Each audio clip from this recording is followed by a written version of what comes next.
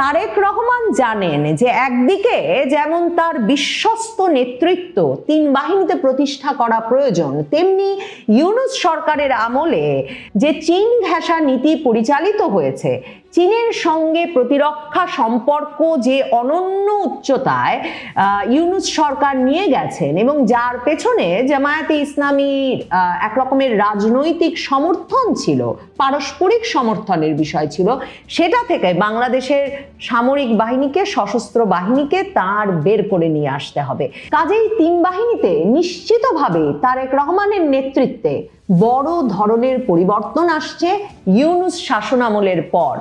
কি ধরনের পরিবর্তন দিয়ে সে পরিবর্তনের সূচনা করেন তারেক রহমান, সেটা দেখবার জন্য অপেক্ষা করতে হবে। তবে সেনা প্রধানকে বাদ দিয়ে নৌবাহিনী প্রধান আর বিমান বাহিনী প্রধানের সঙ্গে তার যে প্রথম একান্ত বৈঠকের আয়োজন, সেটা একটা গুরুত্বপূর্ণ বার্তা সেনাপ্রধান ওয়াকারুজ্জামানের কাছে নিশ্চিতভাবেই পৌঁছে দিয়েছে।